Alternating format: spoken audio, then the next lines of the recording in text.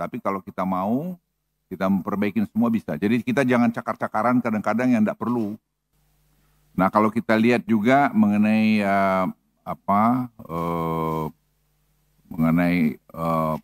peningkatan efisiensi melalui digitalisasi, itu Simbara itu saya kira memberikan hal baru, source of revenue pemerintah, yaitu misalnya tadi batu bara, kelapa sawit, sekarang nikel juga, dan kemudian timah. Timah itu terus terang jujur agak terlambat kita memasukkannya ke dalam Simbara, tapi sekarang ongoing semua itu, dan dengan ada GovTech ini jalan dan sekarang kita tersempurnakan, itu saya kira akan membuat Indonesia akan lebih baik.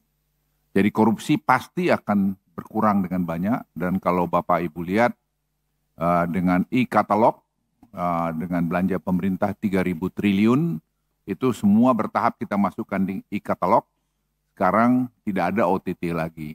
Jadi kita juga, saya teman-teman di KPK atau mantan-mantan KPK itu jangan bangga kalau ada OTT. Itu berarti ekosistem kita nggak bagus.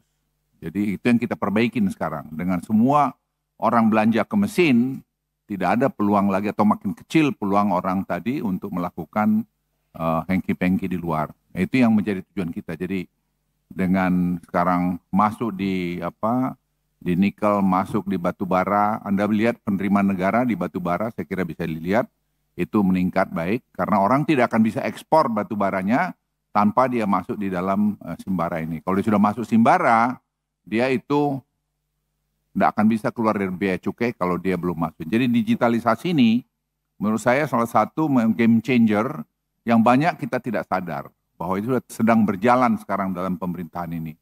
Apalagi kemarin Presiden sudah meluncurkan GovTech, itu kita menyatukan semua 27.000 lebih apps yang ada di pemerintahan, yang ada di kementerian dan lembaga. Nah itu saya berharap dalam beberapa waktu ke depan itu akan berjalan bertahap, dan kita akan punya nanti single ID, digital ID, dan sekarang dengan begitu nanti seperti misalnya subsidi pupuk sudah akan targeted langsung pada orangnya dan dia harus beli nanti kepada e-katalog. Itu segera akan jalan. Nah itu 30 triliun kita pasti hemat. Yang selama ini bertahun-tahun saya pikir selalu jadi masalah di sana, dan berapa menteri yang menjadi sasaran karena tadi kesalahan mengurus itu. Nah saya pikir ini perlu diapresiasi kerja keras dari tim.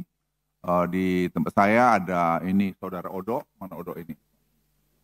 Odo, ini Odo yang tadi mengerjakan itu dengan Seto. Mana Seto?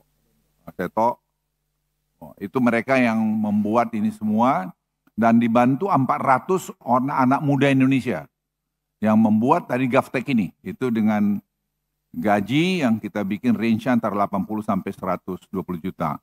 Nah ini saya pikir penting kita ketahui bahwa ternyata kalau kita mau bisa, dan tidak gampang, tapi kalau kita mau, kita memperbaiki semua bisa. Jadi kita jangan cakar-cakaran kadang-kadang yang tidak perlu. Seperti saya lihat kadang-kadang kita senang kalau ada masalah, ya pasti ada masalah. Tidak mungkin semua lurus, kalau nanti lurus-lurus di sorga aja kita.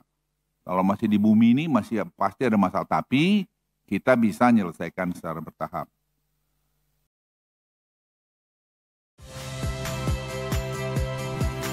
Saya Yasir Neneama.